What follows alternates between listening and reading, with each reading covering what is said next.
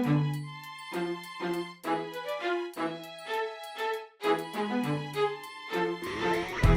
right, everyone, thanks for coming by for this Endgame class. And today I picked an Endgame that I found pretty fascinating. To start off, it was played between former world champion Max Euwe from the Netherlands and Canada's first Grandmaster, Eric Hansen. For those who don't know, I'm from Canada. That's where I learned to play chess, but I've also lived in the Netherlands. A lot of my good chess friends are from there. A lot of my chess culture is from there. I still go there regularly, so two of my favorite countries for chess. And yeah, let's begin. So, and this was played in 1946 in Groningen in the Netherlands. It was right after World War II. It was the first big international event after World War II, so had a lot of strong players, almost everybody, once the war finished. So in this position, this is where we're beginning. White's up 2 pawns, as you can see. And it's black to move. And Eric Yanofsky, Daniel is what it says on the score sheet, but he's Canada's first Grandmaster. Yeah,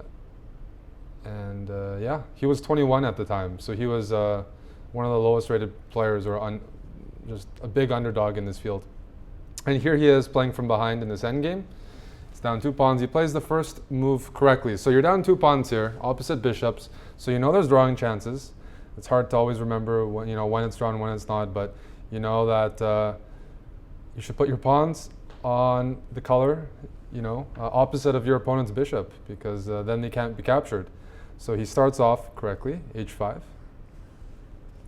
Now 2 pawns. 2 pawns is sometimes winning and sometimes it isn't in opposite bishop endgames. When they're split pawns, it's often pretty bad.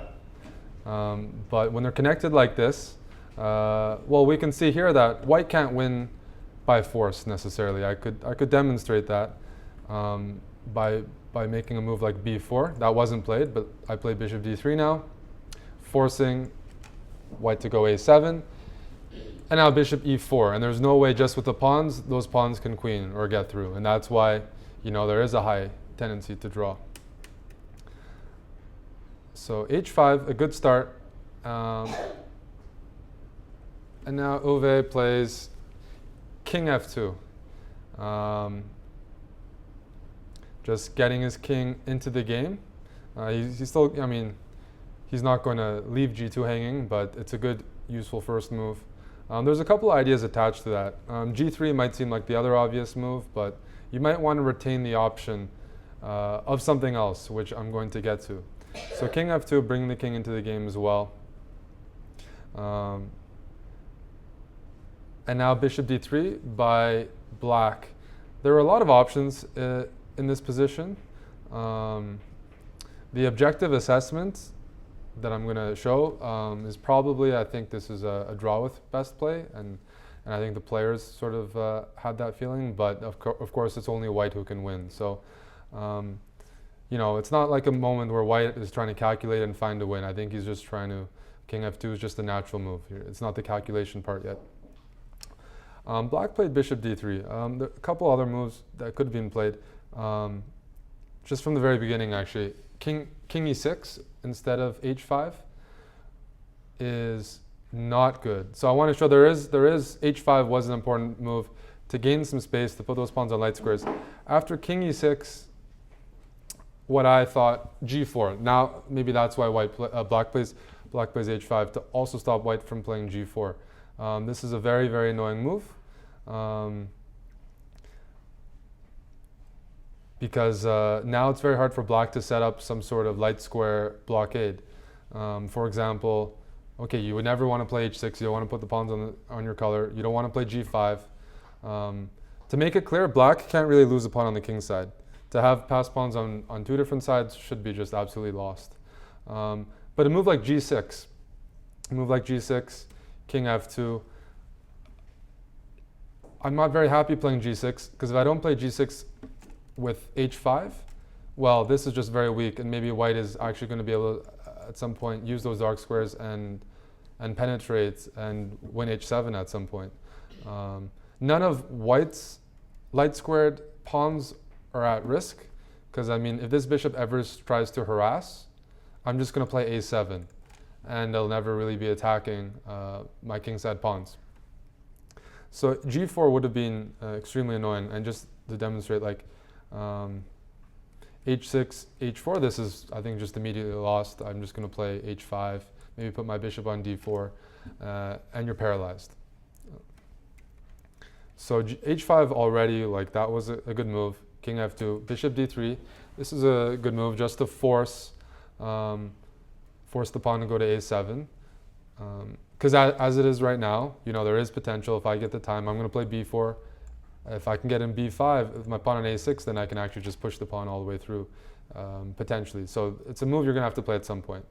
So king f2, bishop d3, a7, bishop e4.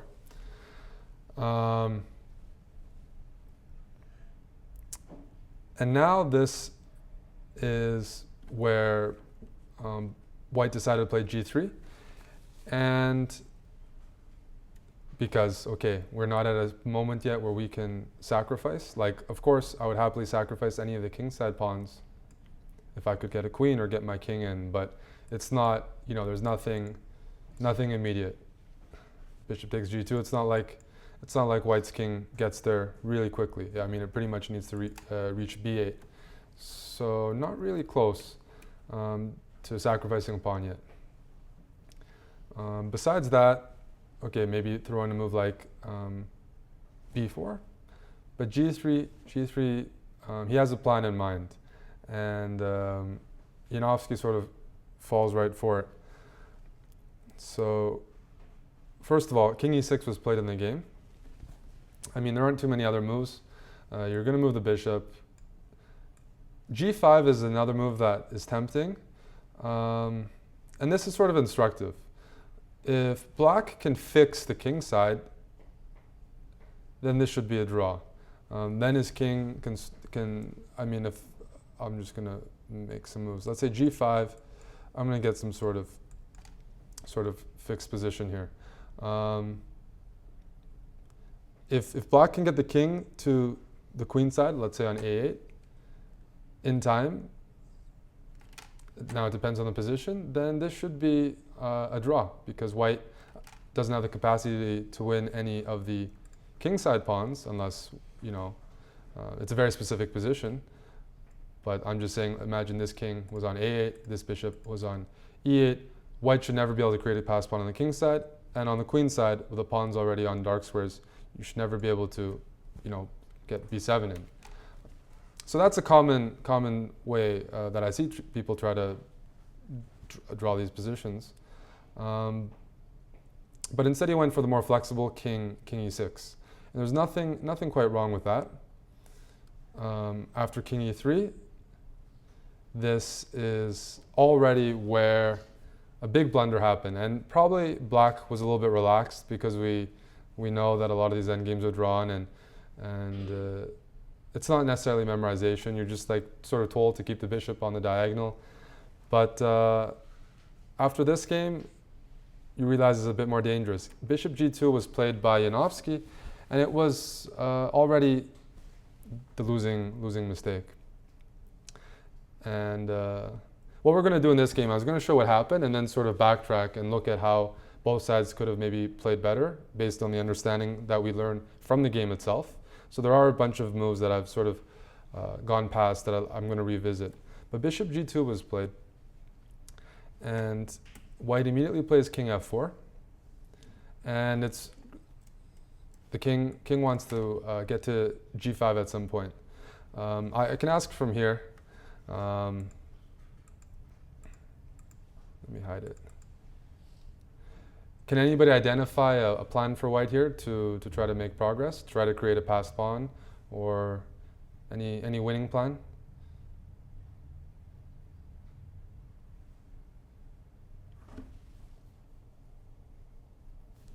Again, I mean, with black's centralized king and this bishop, you're not winning on the queen side. Not yet. You can use the pawn on a7, but... And the king f4 makes a lot of sense for white. Yeah, king f4 makes a lot of sense. I mean, white's playing the improving moves anyways, but it helps to have a plan. If you don't have a plan, king f4 is a pretty safe move, of course. So I think we can all agree, probably king f4 makes sense first. That also stops black from ever playing g5 or something, and then we can maybe do bishop d4. We can try to provoke some more weaknesses. So king f4 was played. King f5 was a big improvement over bishop g2, not to let the king get to that square. Not to let the king get to that square. You know, in some ways, he might have been concerned that his king is getting a bit further away from the queen side, but the king on f4, the king going to the king side first is surprisingly effective. Intuitively to me, I'm sort of looking at how do I get my king to b8 or something like that, but you do need to, it's too simple to look at it. We can't get our king to b8, it's just not possible. So bishop g2, king to f4, g6 is played. You know, that's pretty self-explanatory. It's going to have to move at some point. And now g4 here. And this is a pretty critical move. So one thing we can definitely conclude, this bishop is stuck on this diagonal. So unless the black's king is a capable defender, black can't really leave any pawns stranded. So right now there's a pretty simple threat of g takes h5, g takes h5, king g5. I'll just demonstrate that, for example. And here bishop f3 is the only move to defend, but I'll happily give up one pawn because the h and the b pawn with opposite bishops is a very basic win. The king and bishop can't really stop these split pawns, especially when they're so far apart. I'm going to distract the bishop with one pawn and use my king, bishop, another pawn to beat a king. And we don't have to worry about any pawns on the wrong color here. This is the right color, and this is on the b file, so it doesn't matter. So there's no sort of draw in that sense. So this is just an elementary win, and both players knew that. So you can't leave any pawns hanging like that because, yeah, I will happily give this up. It's much harder for black to stop split pawns here than connected pawns when they've already been committed like that. There's fortresses. So g4 is, it forces h takes g4. If this would just run into king g5. So black takes, white captures, and bishop h1. There's not a lot of variety for black to choose from. King g5.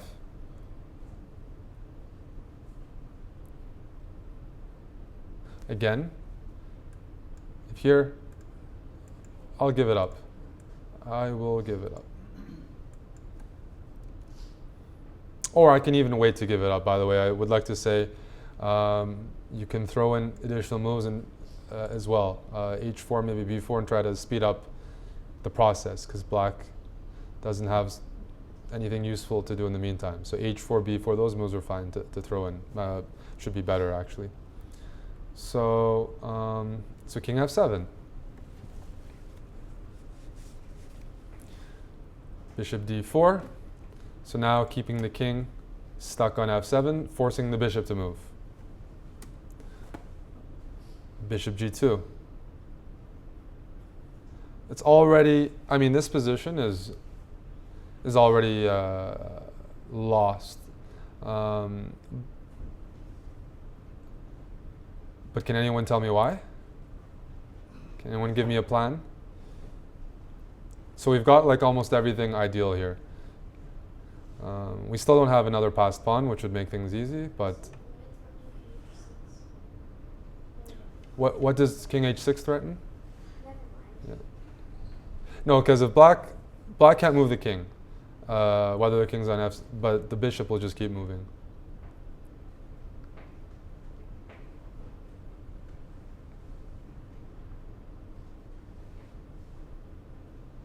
You might be tempted to play bishop e4 because you want to free up the king. It doesn't free it up in the long run, because if the king ever moves away from f7, we also have the additional plan of sacrificing the a pawn and winning the g6 pawn. But you also have to deal with moves such as king f4, and let's just say we move back to h1, king e5, and now we're either getting our king to b8, or we're going to achieve that other winning method, which is the split pawns. So, I mean, at this point, black's moves, it's past the point of no return. Bishop g2, h4.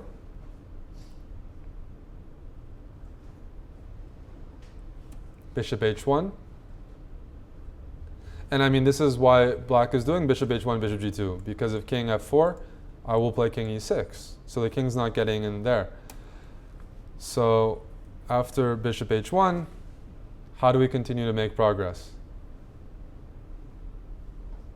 I mean, they're paralyzed. If you don't know what to do, yes, we can throw in b4. Okay. We can even throw in b5.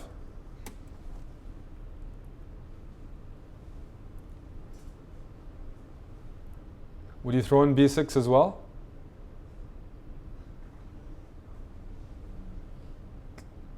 I mean, it doesn't change the evaluation of the position.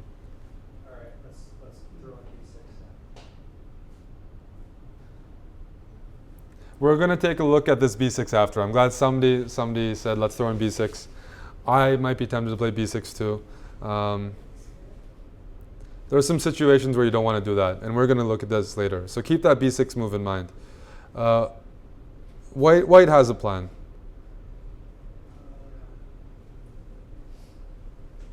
Can you somehow triangulate the king,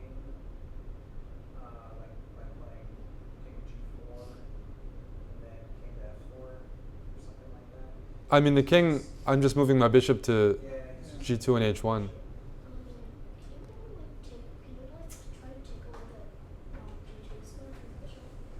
How take away the g2 square?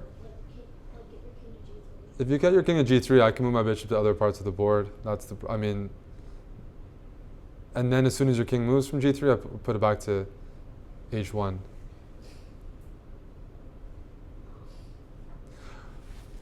So I'm glad that nobody's come up with a plan, because it means it's yeah.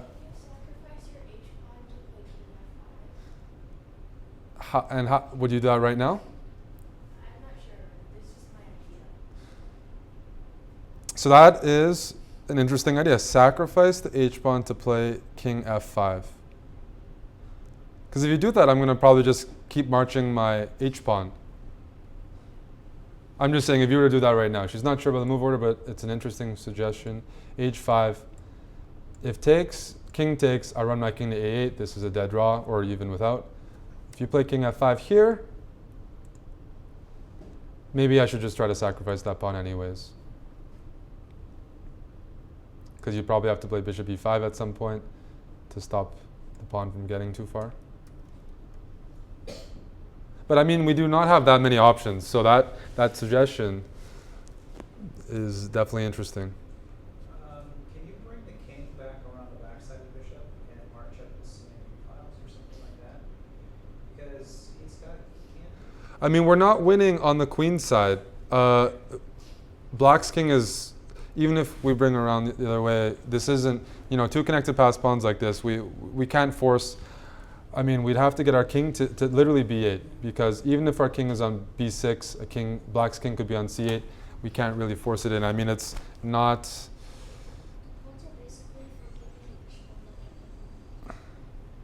Pardon me? Yeah. But it's hard to do shouldering because you just move that bishop back and forth, not having the king at all. Bishop f6. Bishop f6. So if bishop g2, which was played, well, first of all, bishop e4, I just want to reiterate, we can play this move and then get our king to e5 and then get our king to d6, especially because this bishop now covers some squares. But bishop g2, obviously, because that's what black has been relying on. So bishop g2, h5, g takes h5, and king f5. So the bishop on f6 covers h4, it covers d8. the king here can jump to e6 if black ever tries to run the king over. I mean, the game finished here. I mean, this was bishop f6. There's nothing you can do against this plan. There's nothing. Like, so it was lost a long time ago. I thought it was a very nice way to finish it. So bishop e4. Wait, bishop g2. Yeah, h5. You know, something like this. Pretty picturesque. Now, okay, that didn't take too long, but what I found interesting about this game is analyzing it afterwards, how black could have improved the play, and maybe how white could have improved the play. So this is maybe a new technique to some of you guys on how to, I mean, box a king out like this, or convert it. It's like this is a fairly, I haven't seen this idea used too many times. And white took his chances. But I want to go back now and see at what point was it really lost and what, you know, both sides should have done better. Because I mean, this was, once we got this position, we knew this, like this, black doesn't have any moves besides bishop h1, bishop g2, but it's just a matter of white finding a plan. And there is this bishop f6, h5, which can never be stopped in the long run.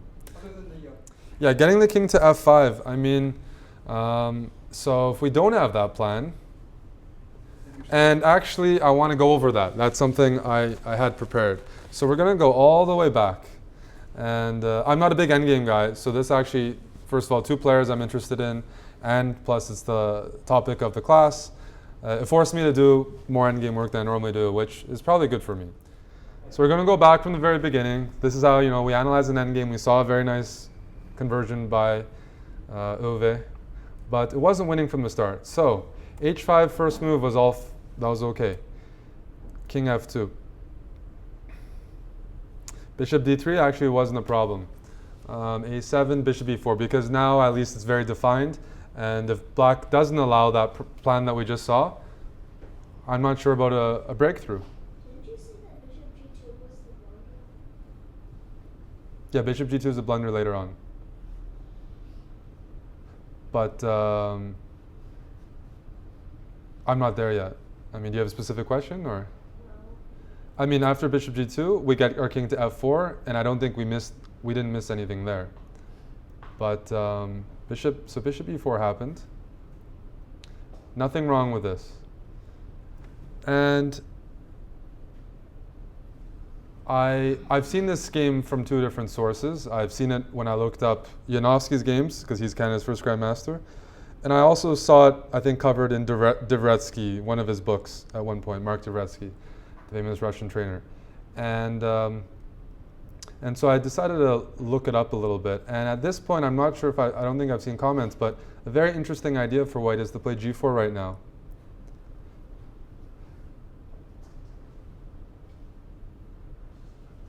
And the reason why I want to play g4 now, so g4, h takes g4, king g3. I want to get into the same sort of position we got into before, where I have an h-pawn against black's g-pawn, and at some point black's going to play g6, and we should be able to do the same thing. If something like bishop f3, well, h3 is a move, although h3, let's take a look at h3. I thought this was interesting. So h3, let's just say they play king e6, and we just take back. What's the difference between this endgame and with h-pawn instead of g-pawn for white? Well, we don't have the h5 move, so we can't get to f5. So let's say we get into something very similar. We don't have the h5 move. And if king f4, king e6. So I think this is a draw. At least that was my first impression. And it made a lot of sense. If we can't get to the f5 square, which we could force before, I mean, see in this case, yeah, black's way of messing up is to play bishop e4 and allow us to, you know, sort of infiltrate like that. But as long as black doesn't do that. Eric, does a computer engine say this is equal or draw now? Well, sometimes you have to let them sit or something. I believe it does say there's no breakthrough, but I'm not a huge table-based or endgame expert, but I, based on what was winning in the original game, and I didn't see another way to win, this seems to me like it's a draw. I have a question. Yep. What if instead of trying to get your king to b8, you try and get your king to a6 and push b7? Well, if you ever get your king to a6, presumably my king is on c8 by that point. I'm only 3 moves away from getting to c8. I mean, there's a lot of, if we take these pawns off the board, and I mean, 2 connected pawns, but with the pawn already on a7, this is like always a draw. Always a draw, except in one case. There's a way to mess up. But I mean, black's king is always faster to the square, where there's no way we get to a6 quickly. I mean, the only way quick is to get to d6. Well, then we're going to go to b8 anyways. I mean, there's no way to get to a6. I mean, black's 3 moves away from getting to c8, which means you'll never get, if I get to c8, you never get b7 in. No, I think this is a draw. But g4 itself is a very good move, but it's quite deep. King f4, I went a little bit further. The bishop is stuck on f3, right? Because if it moves, I take g4, we transpose to the game, which I think we establish as winning. So let's say they try to keep this pawn, and they keep moving. I think I went a little bit further. I played like king f4. Okay, I put the pawn on h3, but it sort of doesn't matter. The bishop is stuck on f3, because it's trying to stop us from playing king takes g4, not h takes g4. g6. And let's just say something like here. And the funny thing is, this eventually gets into some sort of,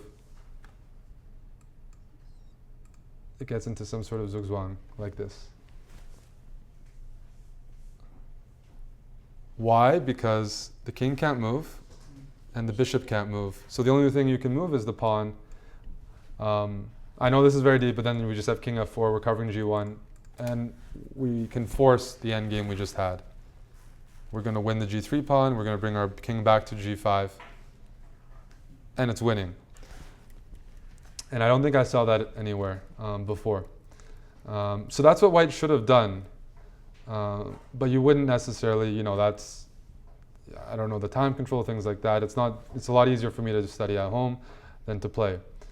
But here, so he played g3, king e6, king here, and now king f5. There's no breakthrough here. This is, this should be a draw if he just played king f5.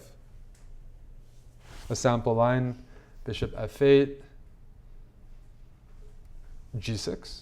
So our usual setup that I think we can all understand, we put our pawns on g6, h5, but our king is on f5. So it's leans a little bit more towards the king's side, which might seem unnatural. But once you've seen the plan that white actually uses the king side to win, it's a lot easier to understand. If we try to make a run for it now with the king on f5, still not in time. Still not in time. And this is the best version we get. We got our king to d4 with our king on f5. But because there's a pawn on a7, which he forced, which is a good thing to do,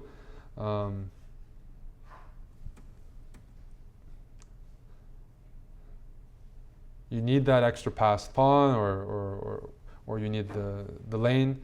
This is back to much more basic endgame. You can't make a breakthrough here. What I didn't know, so if you guys remember, a while back I said, would you keep pushing your pawn to b6, right? And I said we're going to go back to the b6 point. What's the benefit of not pushing the pawn to b6? We take a position like this, and I get, this position right here. The king's on b6 instead of a pawn, and this is the king seems to be about as advanced as it can be. I don't see a way to. Is this winning or lost? Drawn. Sorry, winning or drawn?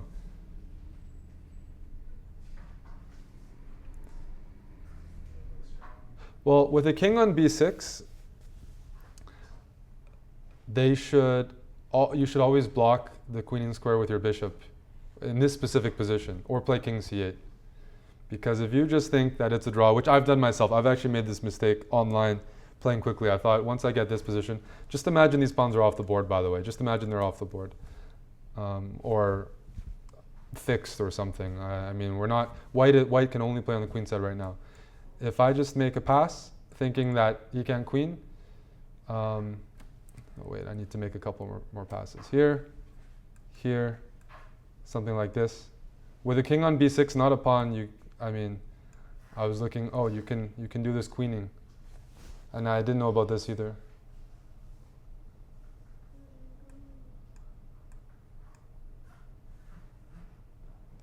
And the whole point is, that square that the king always wants to go on, it's not pushing this. Again, that's just an easy draw. You get your king to b8.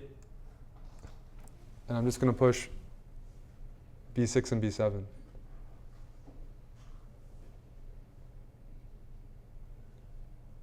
And black cannot get two pieces, the king and bishop on it. I mean, the thing is, I haven't had too many theoretical endgames or too many endgames like in tournament practice where these things may apply, but it's good to know because it's an additional trick your opponent can fall for. Let's say you're low on time, it's very easy to just forget to play the cautious move here. Something like king c8. Then there's no chance of this at all, and this is a draw. But just, moving back and forth. So having that king on b6 helps. There's an additional benefit. So I probably wouldn't push my king to b6 after seeing that. So back to this. So what's the conclusion? Yeah, king f5. King f5, and it should be a draw. But what that means in the very beginning position is g4 puts a lot of stress on black's position. I realized only shortly before this that g4, maybe the position is already lost here. But that's not what I read when I looked over this game in other comments, with other comments. Well, generally, you don't want to put your pawns on the color of your opponent's bishop. I play h3. Remember, this bishop is stuck on this diagonal. So it's a good point to bring up what happens if h4, but this bishop is stuck. So I don't mind putting my pawn on h3 because you'll never be able to capture it. But now I just have a pretty, your king has to, at some point I'm going to win the pawns on the dark squares. I mean, whether you play g5 or whatnot, your king is, now your king, well, I'll just make a few moves. I'm threatening two things. I'm threatening to get a bishop on this diagonal and pick up this pawn, or I'm threatening to put my king on b8. And you can't stop both with one king, so you just can't do it. And this one here, again, I'm going to play here, and we're going to have a very similar endgame that white won in the game. Here I'm threatening to get my king to g5 and force the trade. Something like this. Yeah. Gonna play bishop here, and should be winning.